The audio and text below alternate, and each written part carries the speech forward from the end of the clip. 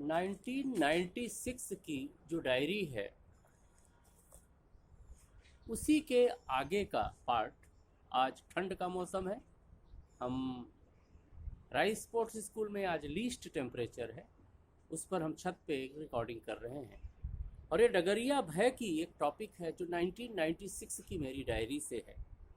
अब इसमें जो तू शब्द होगा, ज़्यादा उपदेश की जो बात होगी, उस पर ये मान के चलना कि मैं अपने आप से बात कर रहा हूँ, और उसमें जो आपके काम की चीज़ होगी उसको आपको एक्सेप्ट करना है। डगरिया भय की पूरा मनुष्य समाज आज भयभीत होता जा रहा है। जितनी सभ्यता आई उतनी ही भयभीत हो रहा है। कोई रिश्ता ऐसा नहीं जहाँ भय ना हो। व्यक्तिगत रिश्ते से लेकर पवित्र भगवान तक के संबंध सभी भयभीत हो गए हैं। प्राचीन समय से इस भय का सदुपयोग किया ज्ञानियों ने और लोगों को धार्मिक उपदेशों को मानने के लिए बाध्य किया। सभी धर्म भय के पर्याय बन गए हैं। कोई धर्म की रक्षा के लिए फतवा जारी करता है तो कोई मंदिर बनवाने के नाम पर खून बहाता है। इन सब के पीछे भय ही है। डरी हुई है पूरी मानव सभ्यता, जिसके द्वारा किए गए अधिकांश काम भय से शुरू हुए हैं। ज़्यादातर साधुओं ने जीवन से भयभीत होकर के ही संन्यास लिया है। सामान्यतः यही परंपरा रही है।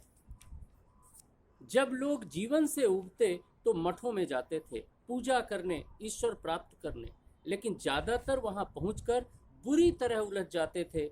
उनकी समझ में नहीं आता था कि धर्म के नाम पर गलत क्या है और सही क्या है।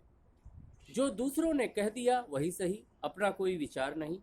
ऐसे में आत्मदर्शन, ईश्वर प्राप्ति जैसे कार्य संभव ही नहीं है। मन भरा जा सकता है, केवल उस तरफ ज़्यादा दिन तक प्रयास नहीं हो सकता। मठों में पहुंचने के बाद, वहां की सदस्यता ग्रहण करने के बाद इतना भयभीत बना दिया जाता है लोगों को कि रास्ता समझ में आ जाने पर भी वह सब कुछ करने के लिए बाध्य रहता है जो वह नहीं करना चाहता। ऐसा कर भगवान प्राप्ति संभव ही नहीं है। आत्मा की आवाज़ सुन। तो अब इसका सलूशन क्या है? आत्मा की आवाज़ सुन, अपनी आवाज़ सुन, फिर वह जो कह रही है वही कर, तभी तू सफल हो सकता है। अगर तू ईश्वर को प्राप्त करना चाहता है तो अपने विचार खुद रख। दूसरों के विचार का इतना सहारा ले कि उसे मानना ही पड़े, यह आवश्यक ना हो। ईश्वर के अंश के रूप में परमात्मा तेरे अंदर है, उसी की आवाज़ सुन। वह स्वतः तुझे अपने चरम मान की ओर ले जाएगा। ध्यान देने की बात है, और ये मेरी समाज के लिए एक चेतावनी भी है। जीवन का गीत सरल है, कॉम्प्लेक्स हमने बनाया है। सरल है जीवन का गीत, तो उसके आसपास का माहौल भी सरल होना चाहिए।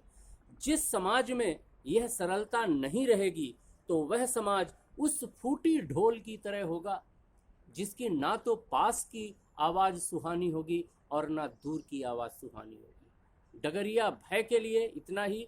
आप अपने आप को सरल बनाएं, भय मुक्त करें। जब परमात्मा की बात हो, ईश्वर की बात हो, उससे आपका कुछ भी छुपा नहीं है।